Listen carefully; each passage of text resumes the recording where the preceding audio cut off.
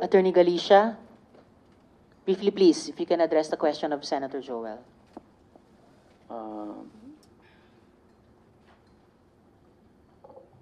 Biktima po ako. I am invoking my right against self-incrimination po. The matter has already Attorney, been addressed. please. Biktima Please po don't kayo? take the track of guwo-huwaping. Ang mas mabuti po ay sagutin nyo ng makatotohanan yung mga tanong namin. Please, return to the question of Senator Joel. Again, Your Honor, I'm invoking my right against self-incrimination because that will tend to incriminate against me, Your Honor. All right. SP pro tempore. Just one last thing, Madam Chair. All right, one last, Sabi Senator po ni Joel. Alice, alias Alice, pinirmahan niya ito way before she left the country. Sabi ni Kat, pinatawagan si Cheryl para alamin kung sino ang pwedeng abogado na papayag sa gusto nila na magnonotaryo ng isang public document. Nakita man, hindi nakita, anuman laman ng dokumento, inonotarize niya. At ang nakalagay po doon ang inyong pangalan. Muli po, Attorney Galicia, binibigyan po kayo ng Senado ng pagkakataon. You owe it to yourself, you owe it to your family, you owe it to the Filipino people. Alam niyo po ba ang mga pinaggagawa niyo when you affix your signature? Again, in the public document that's here before us, it says there's sworn, subscribed, and sworn before me.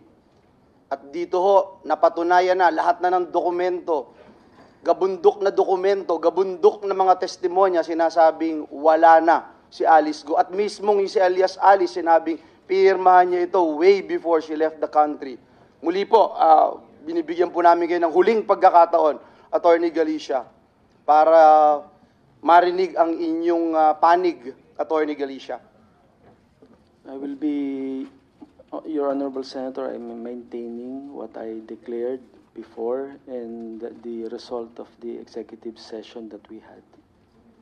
All right, Attorney. Senator Joel, thank you. Then, Madam Please. Chair, we don't have any other choice but to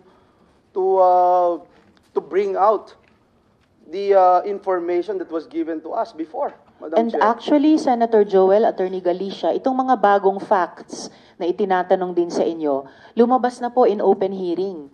Hindi lamang dun sa executive session. So, may I remind you, you are obliged to respond.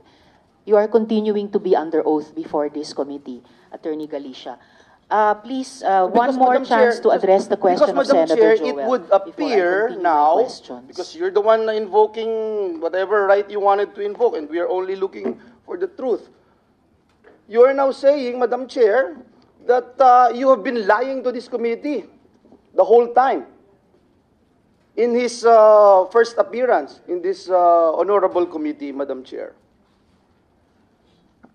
Attorney Galicia, please, be as frank as you can be sa komiteng ito. Kasi talagang lumabas na, sinabi na ng DOJ, lumabas na sa mga findings namin, yung mga dokumento will prove by Guo Huaping's own answer earlier, umalis siya sa bansa bago pa na draft ng law firm ni na attorney ko yung counter affidavit at ikinabit lang ni Ms. Kath yung signature page. So, what can you say for yourself, Attorney Galicia? Your Honor, I am again maintaining the confidentiality of the executive session and I'm invoking my right against self-incrimination, Your Honor.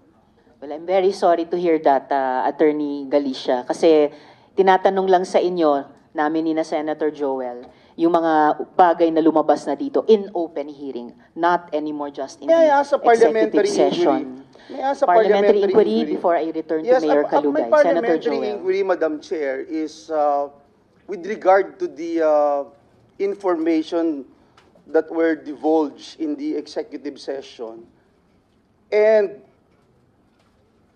the fact that despite the information that we have gathered here today, Madam Chair, are we not obliged to now divulge some of the information that we have gathered in the executive session?